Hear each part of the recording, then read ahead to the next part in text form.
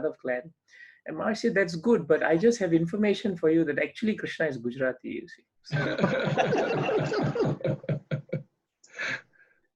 So, again, Maharaj has been very sweet like that, whenever he would give class, he would give, I've heard many of his Gujarati classes also, and he just... You have, Prabhu. Are you Gujarati? Yeah, I am Gujarati. Okay, so then, you'd appreciate it, very much. So nice. Apramya Prabhu is Gujarati, Nilmani Prabhu is Gujarati. Yeah. Quite a bit of a congregation here, not most, but maybe... Really, yeah? Okay. So you're all welcome to Rajkot. Yeah, I've never been to that temple, but... we went, it was getting good. And Dwarka also, Prabhu, now, our guest house is brand new. It's about almost 28 to 30 rooms, plenty of space. Wow. Yes. Wow. A lot of yatras are there. You go there every now and then? Prabhupada Maharaj, came last time to Dwarka, and many sannyasis and gurus, they bring disciples and well-wishers and many other devotees to come to Dwarka. It's a quiet place, still a little bit further away from civilization in that sense, and very nice for chanting, reading, and contemplation. Yeah. Yeah. Okay. Well, maybe we can arrange it when you're there. We can meet there. Please, you let me know. Once all this is gone, I tend to go very often. So you let me know, please. Definitely. Yeah. Okay. Looks like we have 20 devotees so far connected, and I'm anticipating at least we'll have about maybe between 85 and 110. That's fine. That's our estimate. Yes. Not that you're engaging me. That's what I'm happy with. Kirtan. Yeah. Gopal Prabhu, you're going to start Kirtan or?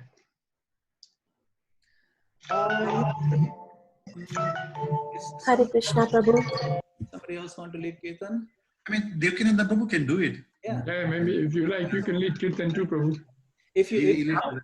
How does that go? I mean, I'm just singing and I stop and you do a refrain, or? No, that doesn't work so well with the system.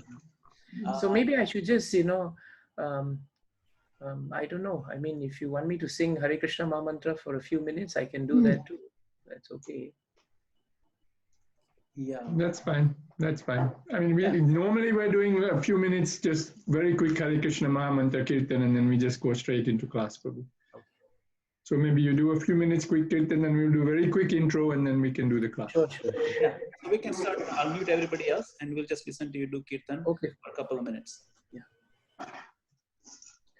Namo Vishnu Padaya Krishna Prishtaya Bhutale Srimate Bhakti Vedanta Swami Iti Namine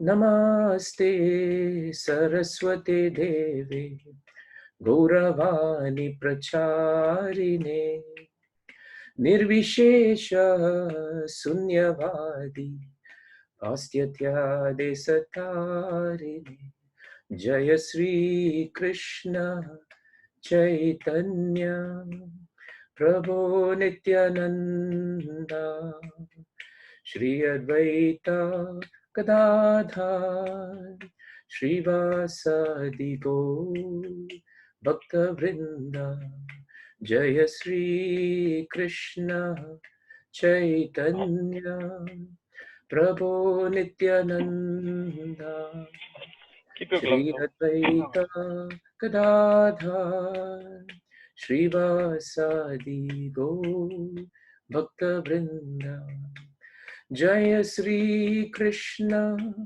Chaitanya Prabhu Nityananda Shri Advaita Gadadhar Srivasadi Gaur Bhakta Vrinda Hare Krishna Krishna Krishna Hare Hare Hare Rama Rama Rama Hare Hare Hare Krishna Krishna Krishna Hare Hare Hare Rama Rama Rama, Hare Hare, Hare Krishna, Krishna Krishna, Hare Hare, Hare Rama, Rama Rama, Hare Hare, Hare Krishna, Krishna Krishna, Hare Hare, Hare Rama, Rama Rama, Hare Hare, Hare Krishna, Krishna Krishna, Hare Hare, Hare Rama, Rama Rama, Hare Hare, Hare Krishna, Krishna Krishna, Hare Hare, Hare Rama, Rama Rama, Hare Hare, Hari Bol, Hari Bol, Hari Bol, Nitai Gaura Hari Bol, Jaya Jaya Prabhupada, Prabhupada, Prabhupada, Jaya Jaya Prabhupada. Jai Shri Harinam Sankirtan Yajna Ki.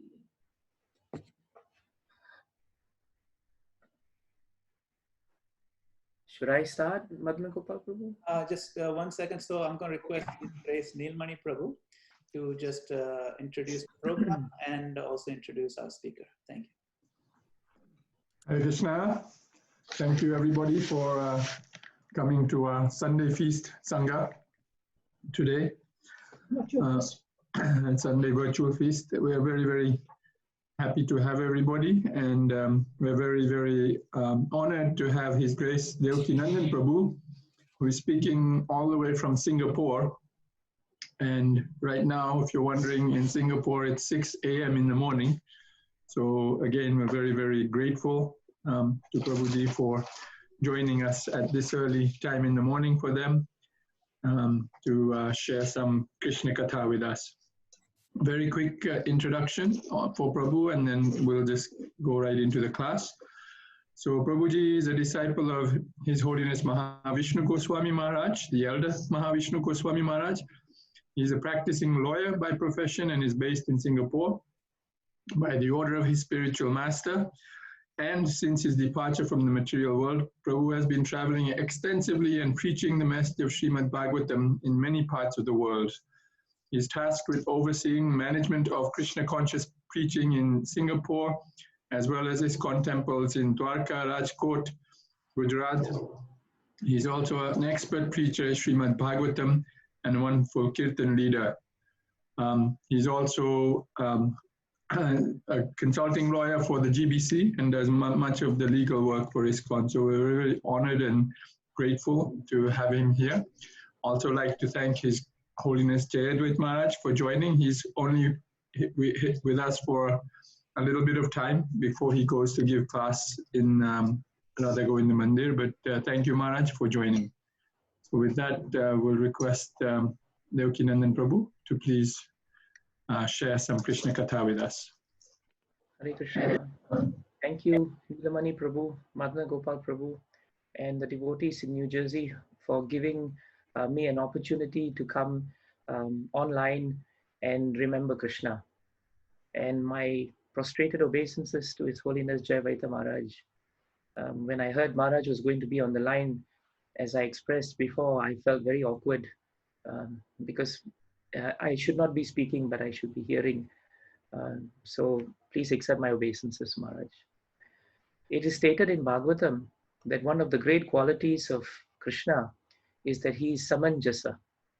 In the 6th canto of Bhagavatam, during the period or the episode of Vritrasur, the Devatas in anxiety because they are put in danger of their lives, and they are put in danger because they felt that the heavenly kingdom would be usurped from them by the powerful demon Vritrasur. They then go to Brahma and they pray and seek his guidance. And Brahma then prays to the Supreme Personality of Godhead for guidance on how to handle this dangerous situation. And one of the qualities that is described actually by Vritrasur himself, when he gives a wonderful prayer to Krishna, because he is, after all, non-different from a great devotee, Chitraketu, in his previous life. So at that time, Vritrasur actually says, he uses the word samanjasa.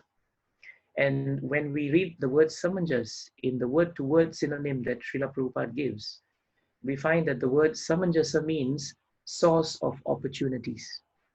So this is one of the great qualities of Krishna. Krishna actually is the source of all opportunities in this world.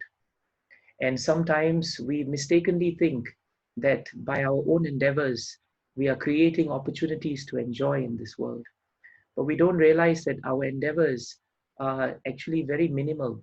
No matter how powerful we may be, it is Krishna who creates the opportunities for us to actually either be successful.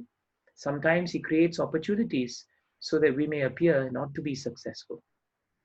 In that wonderful episode of Srimad Bhagavatam, Vritrasur, even though such an exalted personality, appeared to have lost the battle to Indra. But when we realize that his mind was completely fixed at the lotus feet of the Lord, even in the imminent danger of losing his life to Indra, we find that even though a devotee can sometimes lose the battle in this material world, very often Krishna is so kind that Krishna protects the consciousness of the devotee such that he may lose a battle, but he wins the war.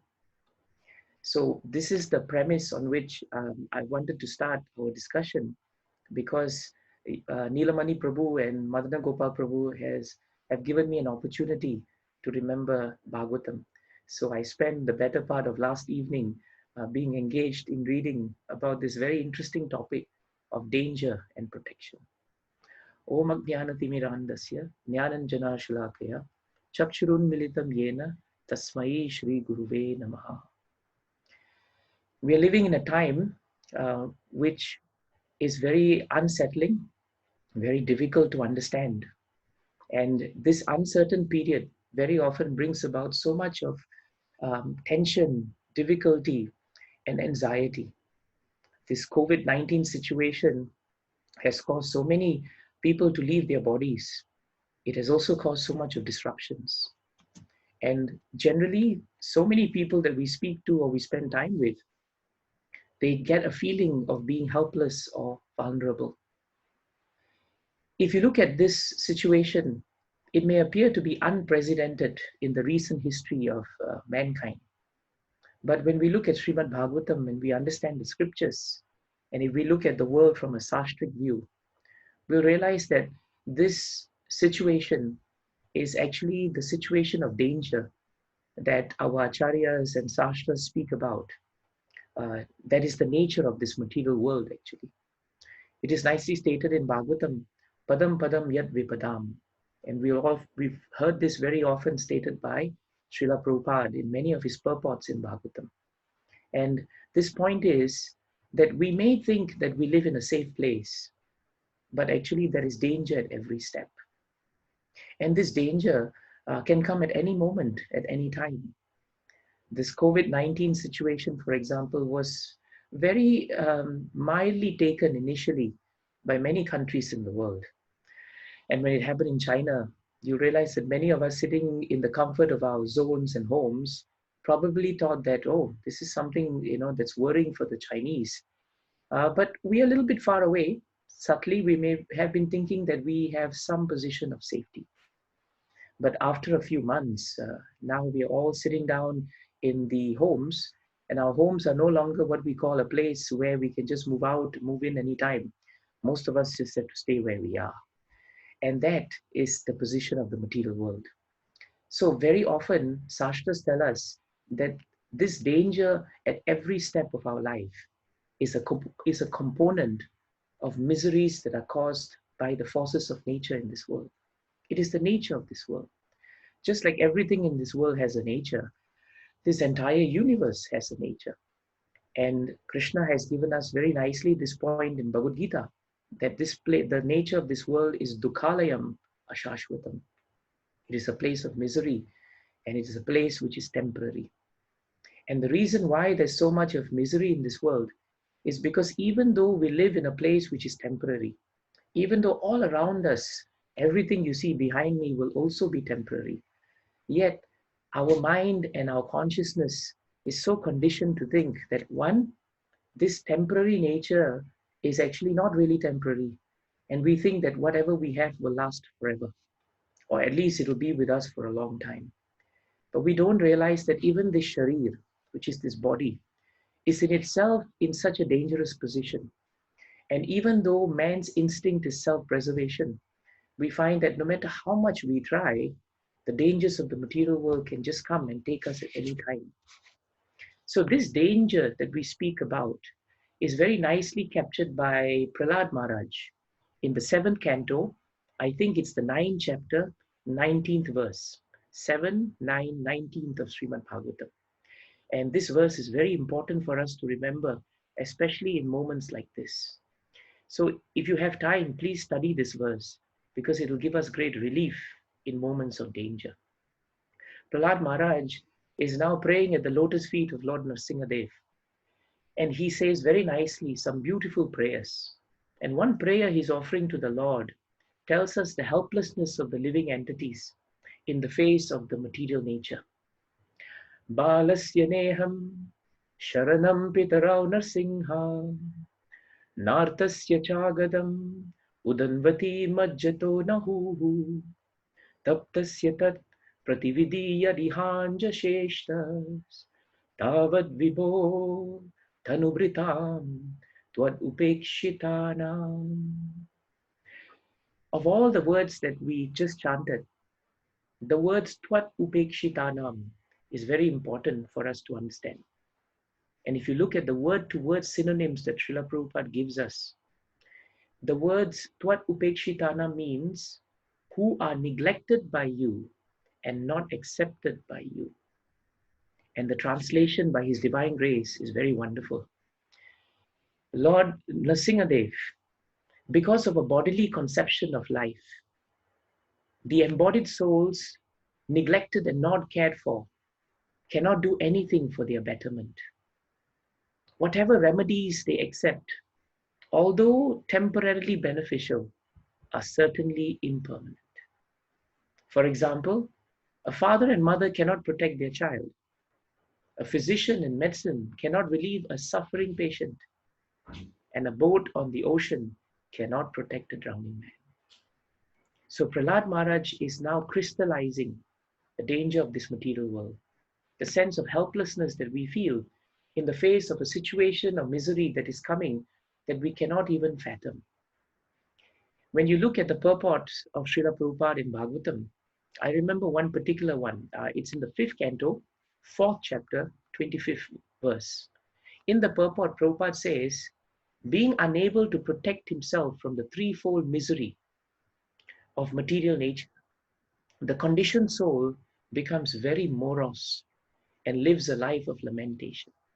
Isn't it so true that when we try to counteract the miseries of the material world, we find very often that it's so difficult. You counteract one misery, something else comes. Every morning we wake up thinking, there's one anxiety we have to counter.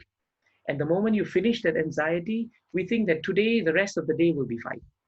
But the moment one anxiety finishes and one misery has been what we thought solved, the next misery comes. And every day the mind tells us, don't worry, tomorrow will be different, tomorrow will be different, things will get better, things will get better.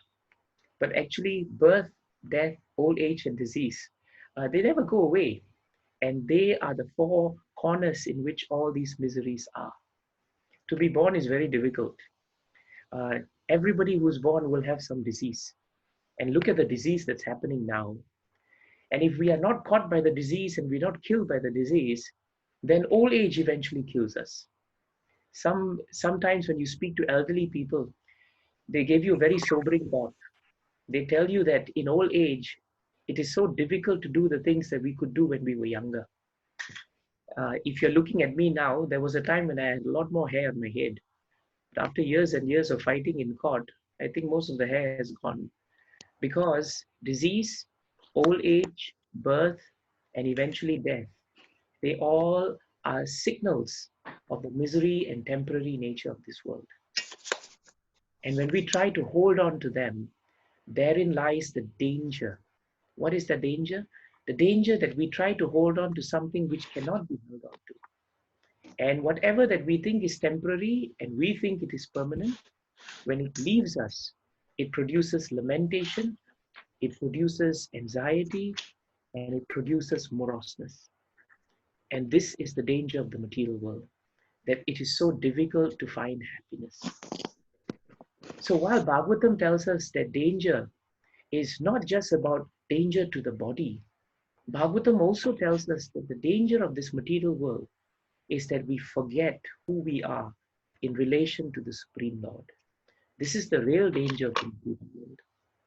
And we forget to observe the world and understand that the three miseries of this material nature, miseries caused by others to us, miseries caused by our own body and our own minds, and miseries caused by the forces of nature, they have this way of catching us and they make us very morose and we lament. In the purport that I just mentioned to you of 5:14:25, Srila Prabhupada says very nicely that the so-called happy materialistic person, he is always constantly having to endure the threefold miseries of life: Adi Daivika, Adhyatmika, and Adi Bhautika. And then Srila Prabhupada says, actually, no one can counteract these threefold miseries. When a devotee learns to accept that these miseries cannot be counteracted by material solutions, then the danger that the devotee faces is actually diminished. Why? Because then the devotee understands that the only way to counteract these miseries of the material world is actually to take up sincere, loving devotional service to Krishna. Sometimes people come to Krishna consciousness and they say, if I take up Krishna consciousness, will the dangers and miseries of the world go away? And we tell them very honestly, no, they don't go away. But the Supreme Lord gives us the strength and protection of our consciousness such that we are able to face the dangers and miseries of the world in such a way. He gives us the right lenses to wear so that our attitude towards danger and miseries of the material world are such that we don't see them as miseries, but we see them as summonses, opportunities for us to remember Krishna. And what you're doing in the New Jersey congregation is the perfect example of standing up to the miseries and dangers of the material world. So that's what Prabhupada says in his purport. No one can counteract the threefold miseries. And the devotees, by understanding the supreme knowledge of Bhagavatam, they don't waste their time trying to use material solutions to try and resolve material problems. In another verse from the 7th canto, 9th chapter, Prahlad Maharaj says the same point. Dukkhau shadam tadapi dukkham atadhyayam bhuman vadami tavadasya yogam. It's a very nice point he says. He says that, my dear Lord Nrsingadev, I believe or I think that the material solutions that the living entities try to get for the material problems are very often more problematic than the material problems themselves. And that is what material civilization has become. We have complicated our lives so much that when we are told to simplify our lives, our minds resist. And the ability to simplify our lives becomes very difficult. And even though we try to find so many material solutions to the problems, the solutions also lead to other problems. And this is the nature of the material world. Simple example, if you go to a doctor, for example, and you say, doctor, I have, an ailment or I have fever, and the doctor gives you some allopathic medicine. And when it becomes really bad, the medicines become really strong. And when he gives you a medicine to counter some problem, he gives you another medicine to counter this medicine. For example, he'll give you something for your gastric, because he'll say, well, if you take this medicine, you will develop gastric. So let me give you another medication to solve the problem of the gastric. And when you have gastric, you take some medication and it has some other effect. And then the doctor tells you, let me give you another medicine to solve that other effect. Dukkhaushadam tarabi dukkham atadhyayam So Prahlad Maharaj says, instead of trying to find material ways to solve this problem, better we understand that material happiness and material miseries, they come naturally in this world of their own accord. This is a very important point. That's why the verse that I started out with, 7, 9, 19, is so practical in this material world. Because Prahlad Maharaj gives 3 examples that you and I can think about for the rest of the day. The first example of our helplessness in this world is the idea of a mother and a father trying very hard to protect their child. In the purport, Prabhupada says that sometimes, parents, and most of us are parents, we find that we try very hard to be protective of our children. When the children fall sick, we try to find so many ways to help them. But sometimes, unfortunately, or by the nature of this world, no matter how much or the best medicines we give or whatever we do, our children fall sick. They are sometimes put into difficulties. And as parents, we feel very helpless. The only thing we can do is we can pray for them. That is very important. We can put our hands together and we can pray and wish them well. But we can't do anything to help someone else come out of their difficulty because we ourselves cannot come out of our own difficulties. A fish is in a net and he's caught in the net. There's a fish next to him who says, "My dear brother, don't worry.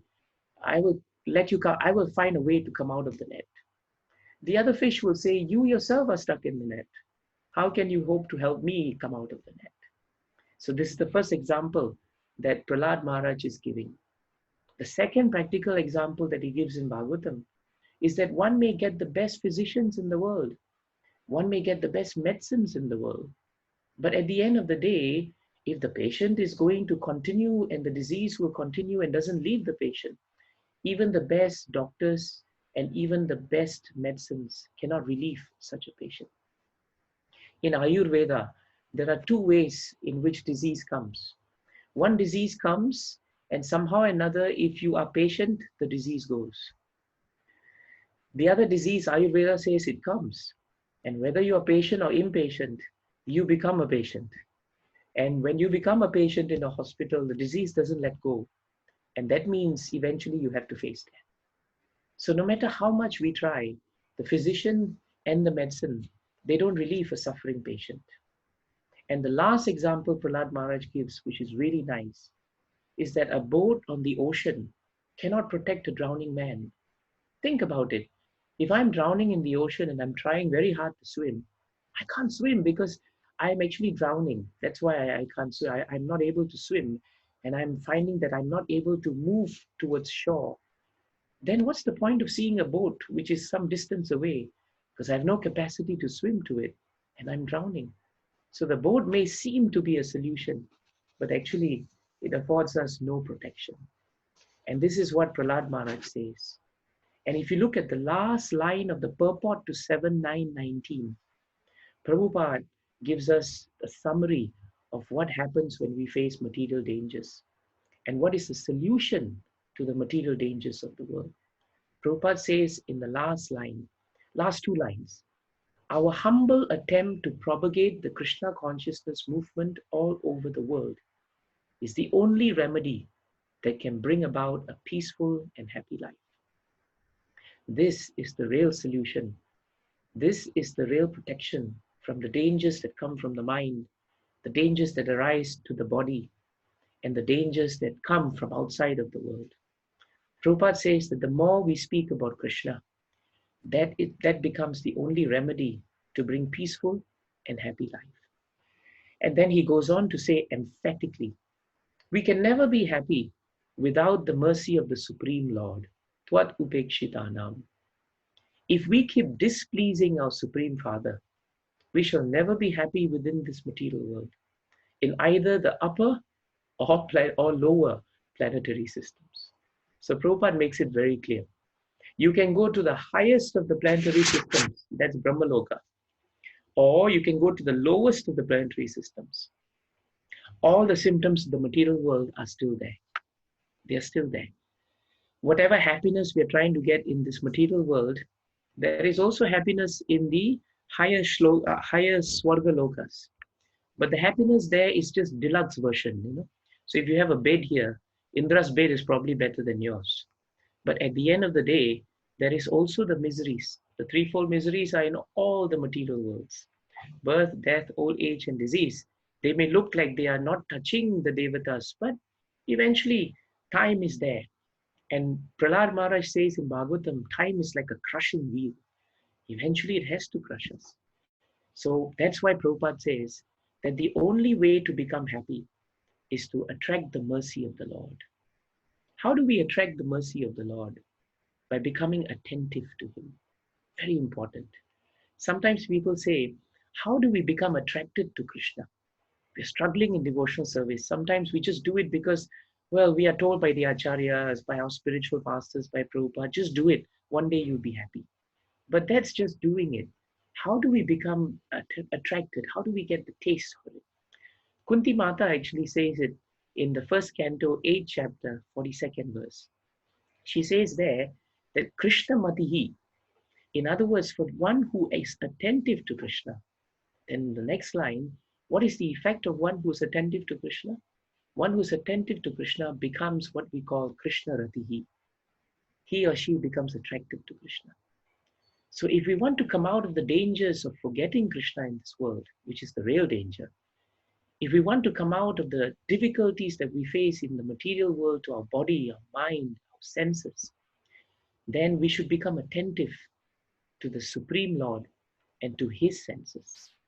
What will pleasure Krishna? That is the question we should ask. That's why in the purport of 7919, Prabhupada uses the word displease. So the opposite of displease is, how do we please Krishna? That's the key that we should ask. Because no matter where we are in this world, misery is always running after us, even if we don't run after the misery. That's that verse, 1.5.18 of Srimad Bhagavatam.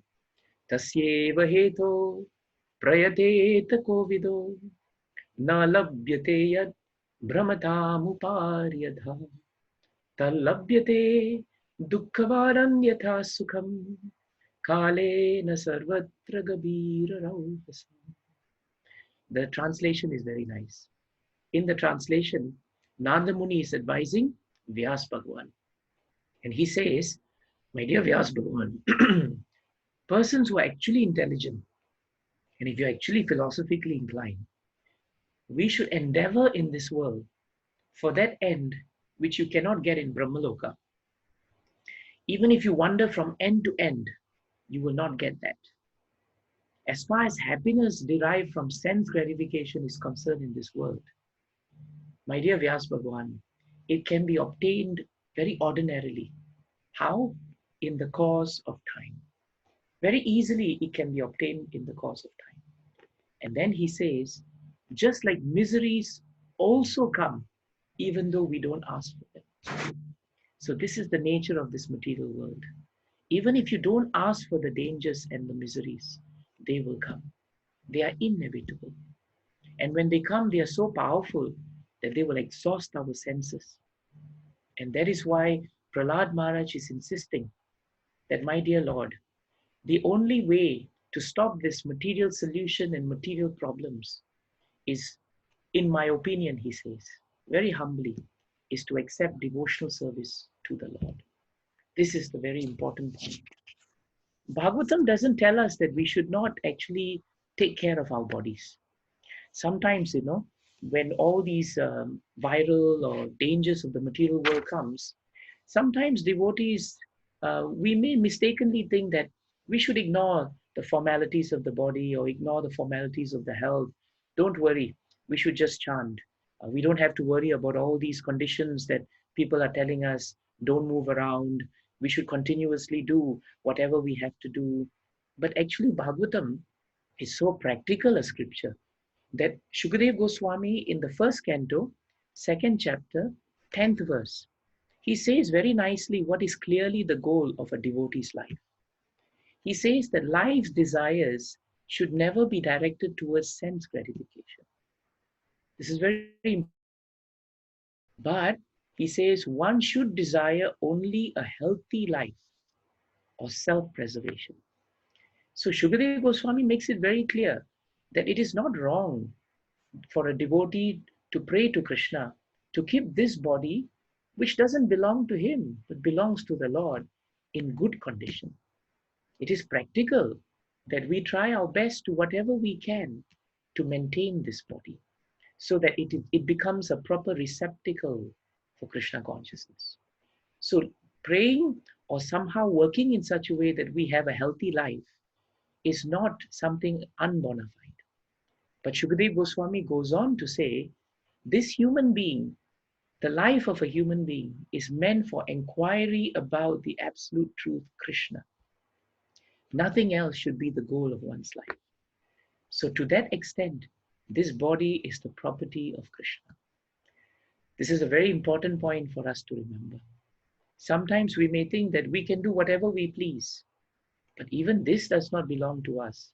It belongs to Krishna. Therefore, it becomes our duty as a caretaker to take care of our bodies.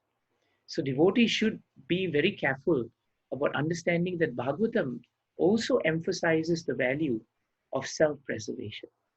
But at the same time, if you balance it with what Prahlad Maharaj has said, Bhagavatam also tells us that even if we try to be healthy, we should always keep at the back of our minds that the person who sanctions our health, the person who ultimately sanctions what happens to us in this world, is actually the Supreme Lord himself.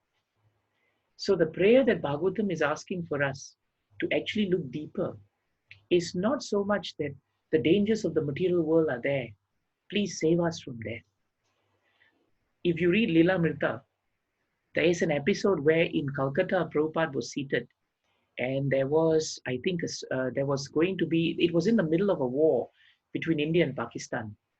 And there was going to be a blackout that was going to be imposed, a curfew and a blackout imposed by the Indian government. At that time, Prabhupada was seated in Calcutta and a reporter was interviewing him. And so the reporter was talking about danger. And Prabhupada was speaking about this important point that there is danger at every step of life. And then suddenly there was the sirens that were going on. And everybody just, dived down because when sirens go, the possibility of a bomb strike is there. And the reporter also became very cautious and very careful. And then he turned to Prabhupada and said, Prabhupada, now you were talking about danger, but this is the real danger that we are in the middle of. So what do you have to say? And Prabhupada very calmly replied, in any situation, death rate, mortality rate is always 100%. And that is so true. Prabhupada's point is very true. In the face of any danger in this world, death is always 100%. At any point of time, anytime, in any situation, our bodies may give up and the agent of death, superintendent of death can come. So it is not that now only is the situation where death may come. A devotee understands from the pages of Bhagavatam that there is danger at every step. Bhagavatam doesn't say there is danger particularly when there is a viral situation. Bhagavatam tells us there is a danger at every step. And this real danger is the danger of forgetting Krishna. When you have time, Prabhus, Matajis, you please remember the verse 3:29-39. And there Kapila Dev says very nicely to Devahuti, his mother. He says, I'm going to read the verse, I have it here. Na chasya kaschid daito, na dvesha, na cha bandavaha. Avisati apramato asau, pramattam janam antakrit. The translation is very powerful. It's also very sobering. Kapila Dev tells his mother that no one is dear to the Supreme Personality of Godhead, nor is anyone his enemy or friend. But this is the important part. But he gives inspiration to those who have not forgotten him. If you look at the entire Bhagavatam, you'll find the word inspiration comes in this verse specifically. And this is so beautiful in a time of difficulty around us. We want to be inspired to continue Krishna consciousness. And here Kapila Dev is giving us that clue how we become inspired. He says we become inspired by Krishna. It is Krishna who inspires us. But how does he inspire us? For those who do not forget Krishna, Krishna gives them the inspiration. That is what we're all trying to do. We're trying very hard as very fragile living entities to try somehow or another to remember Krishna. And the words are somehow or other. These wonderful opportunities to remember Krishna actually will inspire us to remember him. And inspiration comes from Krishna. That is another important point we should remember. But Kapila Dev says something very interesting as a warning. And he says that those who do not remember Krishna, Krishna destroys them. And Prabhupada explains it in the purport that for one who has forgotten Vishnu, death is imminent. But for one who remembers Krishna or Vishnu, death is far away. Because even when one remembers the Lord at the point of death, one never comes back into this material world. So actually, where is the loss in remembering Krishna? By remembering Krishna when we are alive, we are really alive. Dhruva Maharaj, was standing in great austerity, trying to remember the Lord. And because he tried so hard to remember the Lord, because he was following the instructions of his spiritual master Narada Muni and his spiritual master, his mother, by the blessings of such exalted devotees, he could remember Krishna. And that is another way for us to come out of danger, to come out of the dangers of this material world. Sadhu Sanga is the way forward. In Sadhu Sanga, it becomes so much more easier to remember Krishna. Just by reading Bhagavatam, we are taking Sadhu Sanga of Srila Prabhupada. The pure devotee Srila Prabhupada's words are alive in his purports. And just by reading them and hearing them and discussing them, all the difficulties of the material world, at least at the moment, they completely don't touch us. This is the greatness of Bhagavatam. And this is how we come out of the danger. Otherwise, it is very difficult. So that's why this verse is very important. And because we are now trying to remember Krishna, as Dhruva Maharaj tried to remember Krishna, and we are doing this on the orders of Srila Prabhupada and the orders of our spiritual master, definitely by the assurance of Srimad Bhagavatam, we should have the faith that Krishna will give us inspiration in the heart to remember him even in the face of danger. That is the real thing that's important. Look at Gajendra. Gajendra was an elephant, right? And even though he was a great elephant, even though he was so powerful, even though he had great generals and wives and children around him, when he entered into that lake at the Trikuta mountain, for that moment he thought, nothing can touch me. And that is true of all of us in this material world. In this material world, very often we think that we are untouchable at some point of time. But when he got caught by the jaws of the crocodile, what did he do? For a moment he thought, my generals are there, they will help me. First he relied on his strength. If you remember, he relied on his strength. Because he was so powerful, he could just tear down trees. He could bring down so many powerful elements of the world. But the crocodile held him so tight. Bhagavatam tells us that Gajendra was not an aquatic animal, but the crocodile was in his element because he was part of the aquatic environment. And the lesson to us is, we may be in this material world, but actually we don't belong to this material world. We are actually belonging to the spiritual world. So when we get caught by the network of illusion, which is represented by the crocodile, Bhagavatam tells us, then we realize that we cannot win this battle. Like Gajendra realized, he could not win this battle. A devotee who accepts this nature of the material world, then instead of trying to fight the inevitable miseries and inevitable material happiness that comes temporarily, he utilizes his time in the service of the Lord. And this is how a devotee uses the mind and the intelligence to counter the dangers of the world in the right way. Itham Gajendra Sayyadapa Sankatam Pranasya Dehi Vivasho Yadrichayaha Aparayan Atma Vimokshanecham Dadhyau Imam Buddhi Matapyapadyatha. This verse is sung by Gajendra in the 8th canto, 2nd chapter, 31st verse. So if ever we are in danger, which is now, we should study 8 to 31 and 8 to 32 very closely, because it tells us the psychology of how a devotee reacts and responds to danger in this world. So what did Gajendra do that's so important for us? When he saw that he was under the clutches of the crocodile, the first thing he realized that he was not in control. That's very important. The first point we should realize is that we are not in control of anything. Even this breath we cannot control. How many of us can actually control our blood pressure? Generally, it's very difficult to even control blood pressure.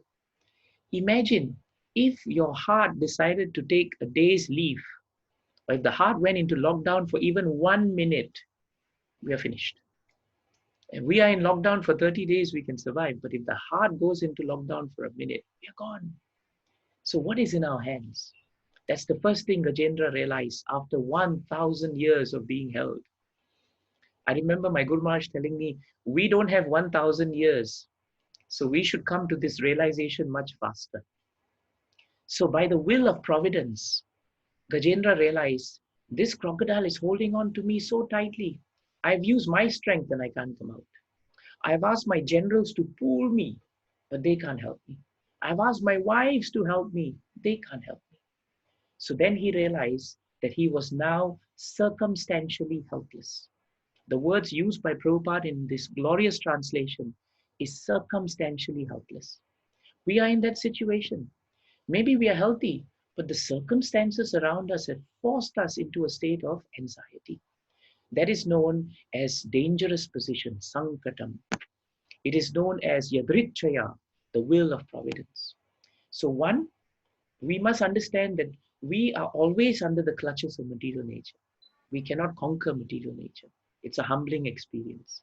Second, we must know that ultimately we are only guided by the will of Krishna.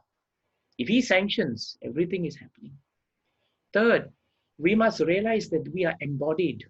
This body is so weak, it can just die. And fourth, we must realize that circumstances very often make us helpless. We may possess so much talent, so much tejas, but the circumstances may not favor us. And then he consequently, the consequence of understanding these four things, what happened to Gajendra? He thought for a long time, and finally he reached the following decision. And that decision is found in the next verse. And this is what Gajendra is now thinking.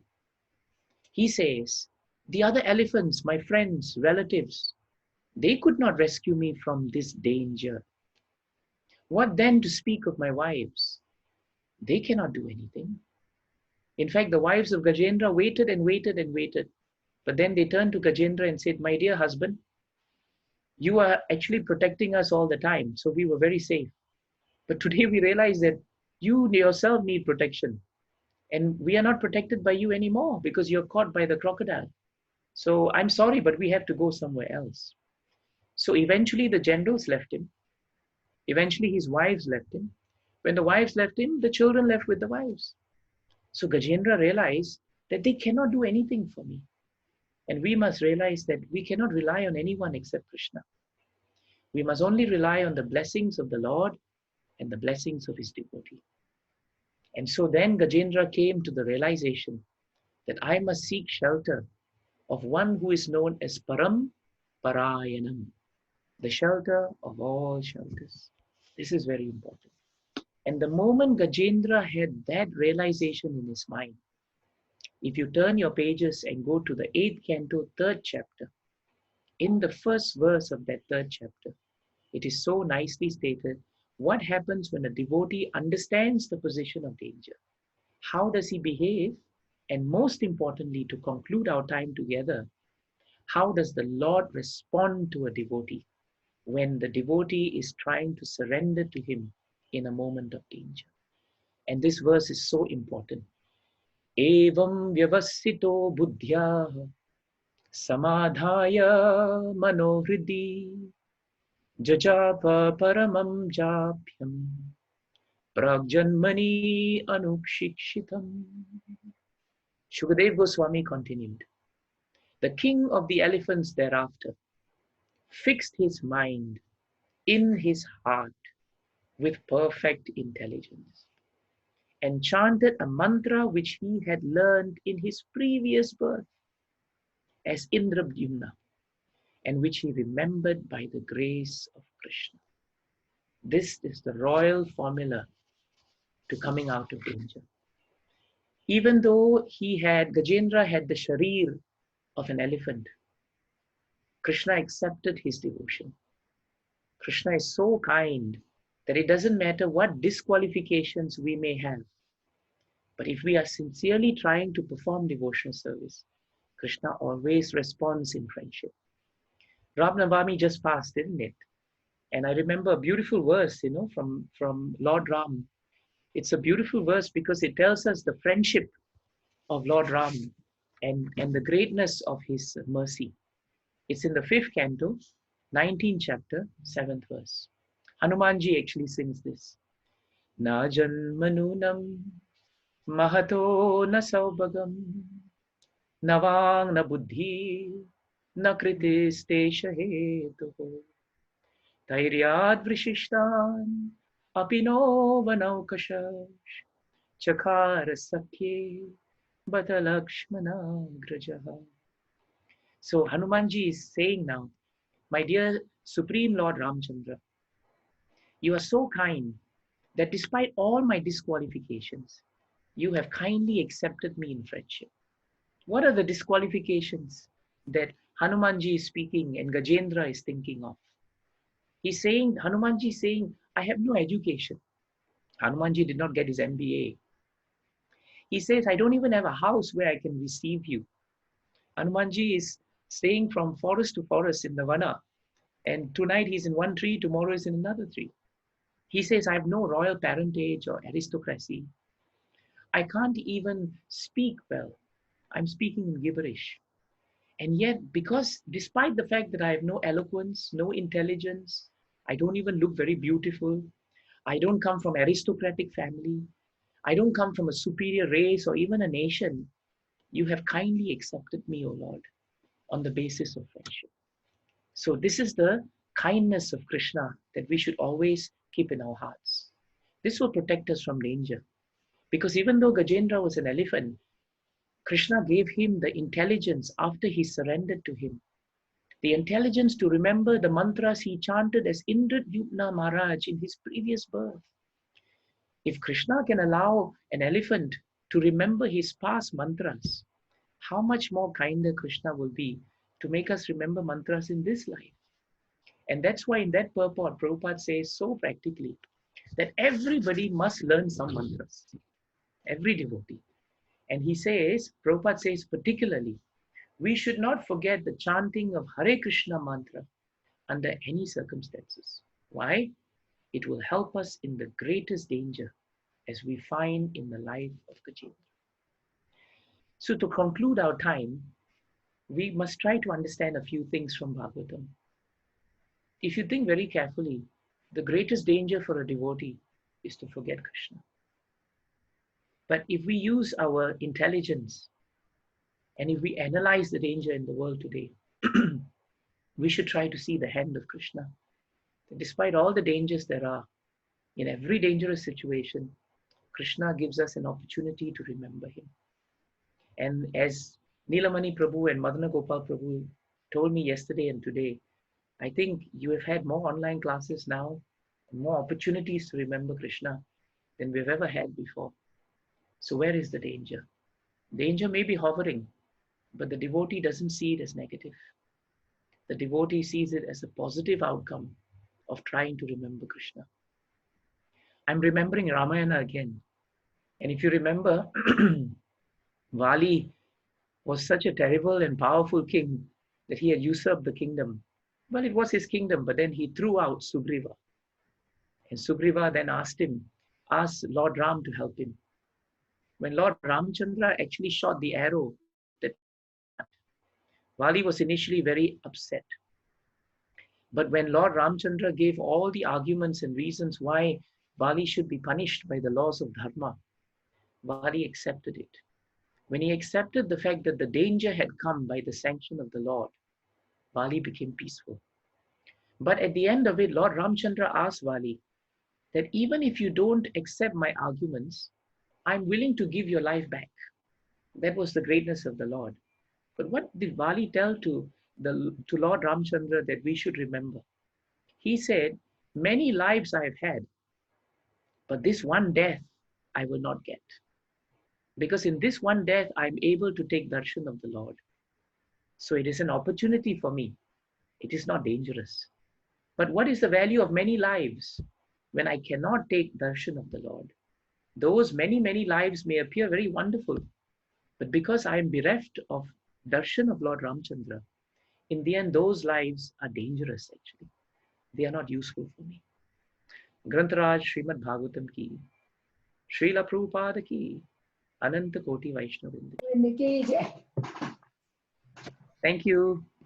Madana Gopal Prabhu, Nilamani Prabhu. I finished in about 54 minutes. No. The reason I finished a bit earlier also, or at least on time, is because in about an hour, I will have to leave your August assembly and go to court and fight a case. Monday over I'll there. have to get ready for one last battle before the lockdown happens. Are there any wonderful realizations that I can hear and benefit from all of you?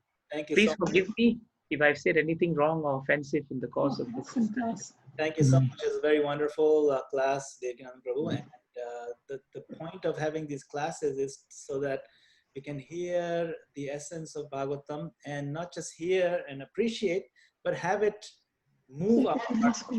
Move our hearts in the sense that it moves us to improve ourselves substantially, or even if it's a little bit.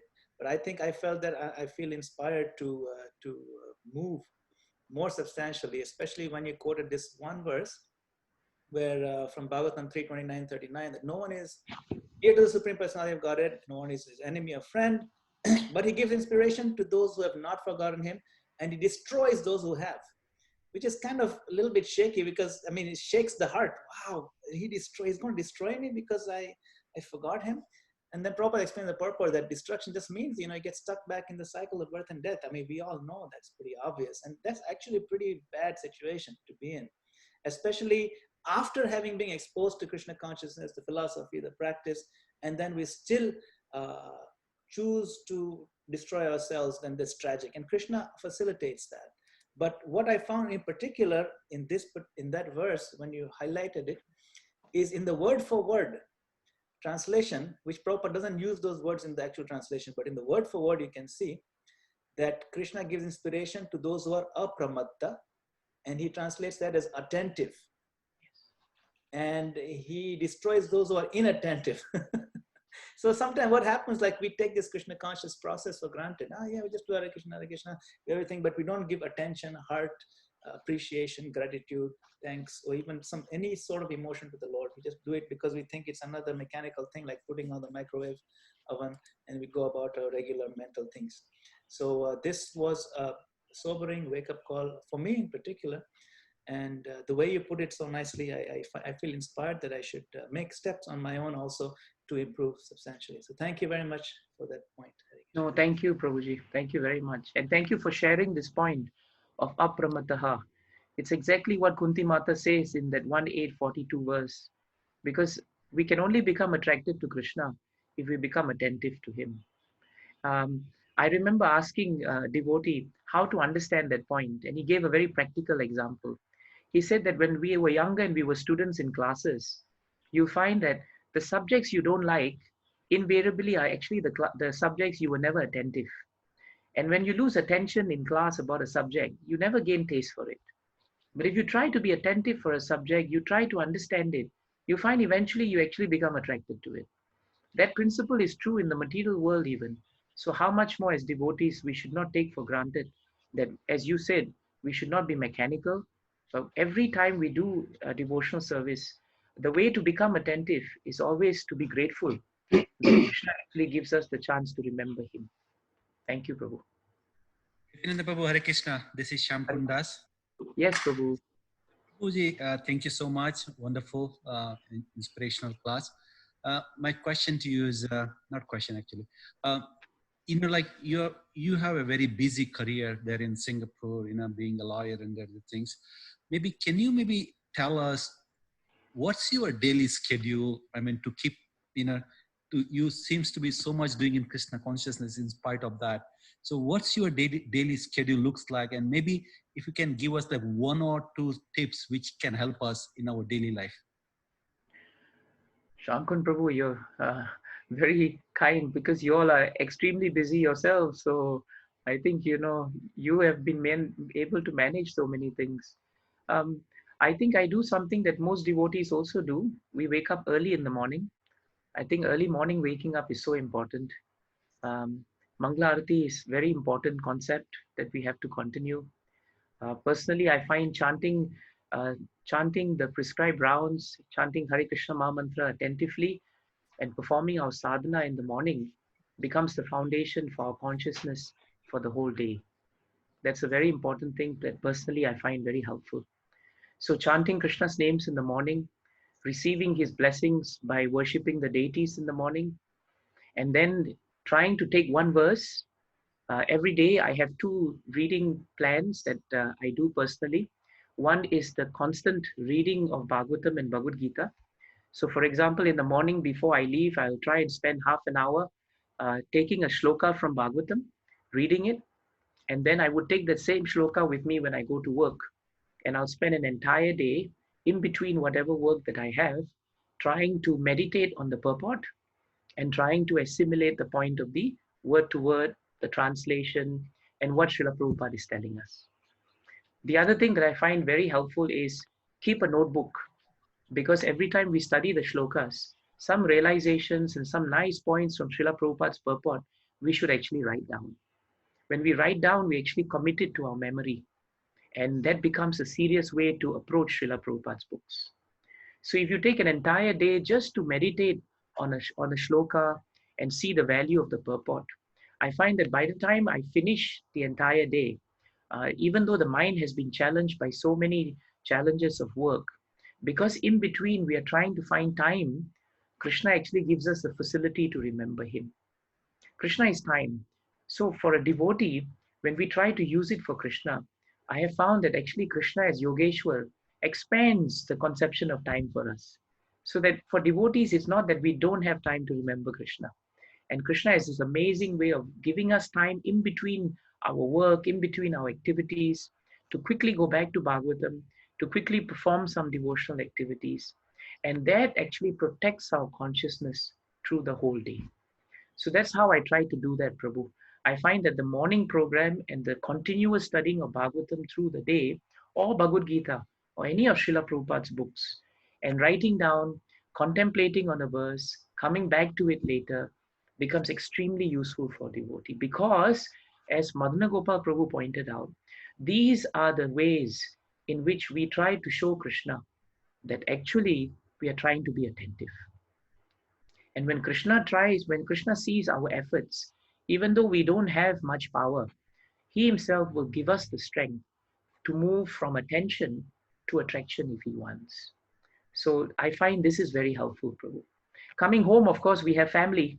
So doing Gora Arati together, chanting with the children, spending time with the family in Krishna consciousness also gives us a good mindset after a whole day of working with material energy. And one other thing I can share with you is in the 5th chapter of Bhagavad Gita, in the 10th verse, Krishna tells us how to work.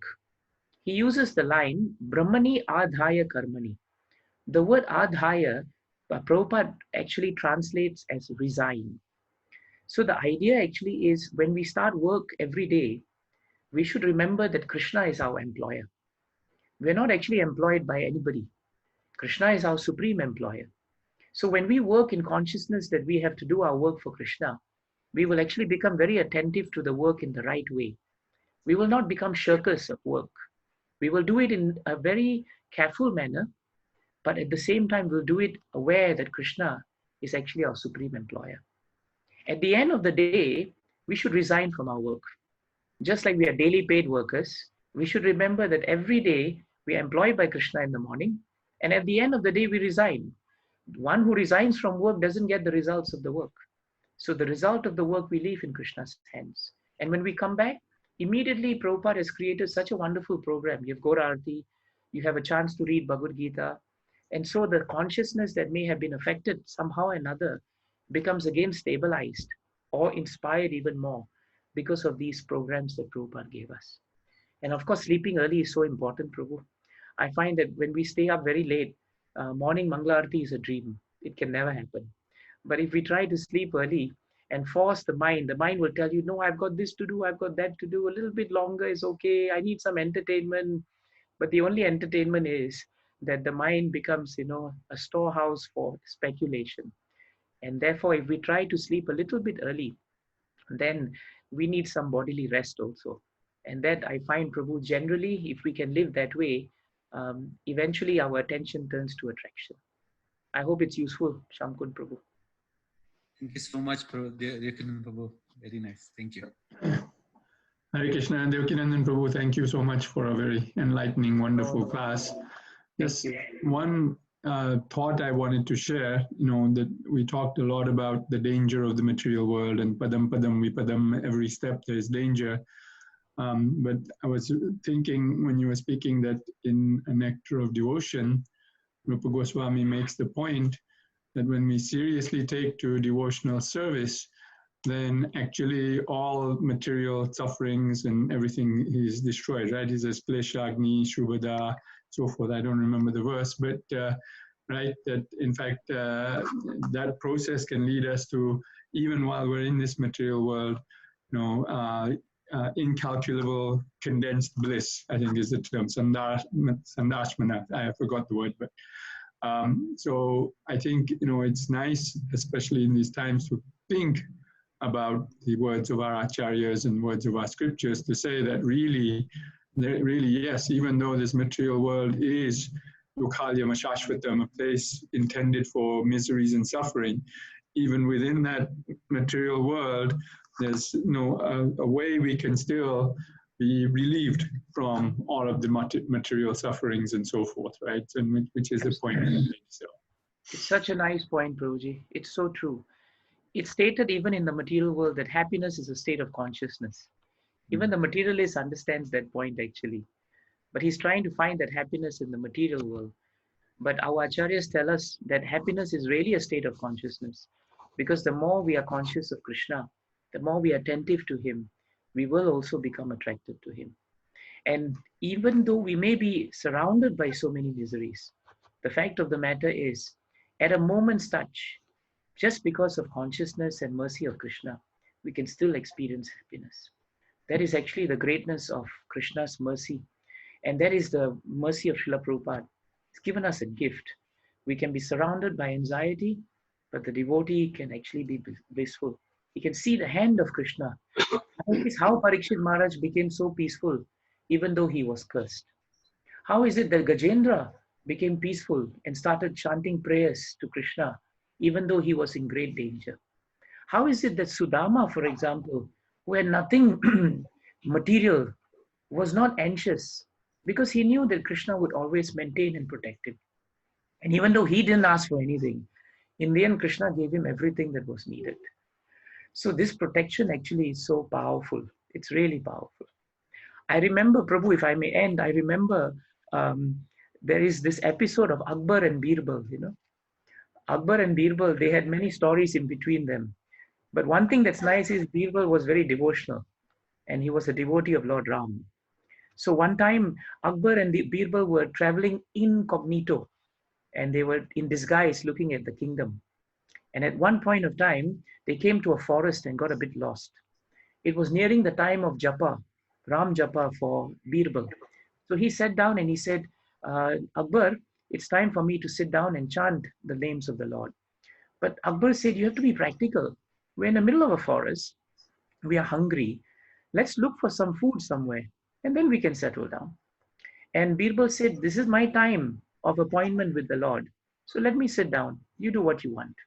So Akbar moved around and came to a village and he found a village and there somehow or another he convinced the people there that he was really Akbar and they gave him some food. But just before he left, Akbar thought, my poor Birbal, he's a friend, let me pack some food for him and bring it back for him anyway. So Akbar, with great difficulty, found the place, got some food, packed it for his friend, and came back. By the time he came back, Birbal was actually just finishing the chanting of the holy names. And Akbar said, see, there must be some practicality in devotional service. You sat down and chanted the names of the Lord, but I endeavored to get the food, and that's why it's here. And Birbal said, I am so happy that you have stated that. Because the truth is, it is the Lord that sustains all of us. I sat down chanting his name, and he inspired you to go out and get food for me. So at the end of the day, I sat down doing devotional service, and I did not lose out anything in terms of satisfying the body when it had to be satisfied. So yogakshemam vahami aham. If we really take shelter of Krishna, somehow or another, Krishna is so kind that he will preserve whatever we have, and whatever we lack, he will also take care of. So I just was reminded of that point, Nilamani Prabhu. Thank you so much, Prabhu. Thank you. With your permission, I will leave now, if that's okay. Okay, fine. Thank you. I don't know if there's any more other quick questions, but anyway, I think our time is over. Thank you again so much, Prabhuji, for taking the time to share your Krishna Katha and realizations with us. And very kind. You're such an inspiration. Your community is such an inspiration to us. Thank you, Prabhu. So a couple of announcements. So we do have a whole list of other speakers, and we hope to get Devakinandana Prabhu back again at some point in the next few weeks. But we have a whole list of other speakers on the same channel every night on weekdays at 8 p.m. our time. So I've put the link up there. Please click on the link. And please take a look at the YouTube channel also there. But this recording and other recordings will be found on the YouTube channel. And thank you once again, Devakinandana Prabhu, for sparing your time for us. It was really inspirational. Thank you. Hare Thank you very much. Take care, Prabhu. Hare Krishna. Hare Krishna. Thank you so much.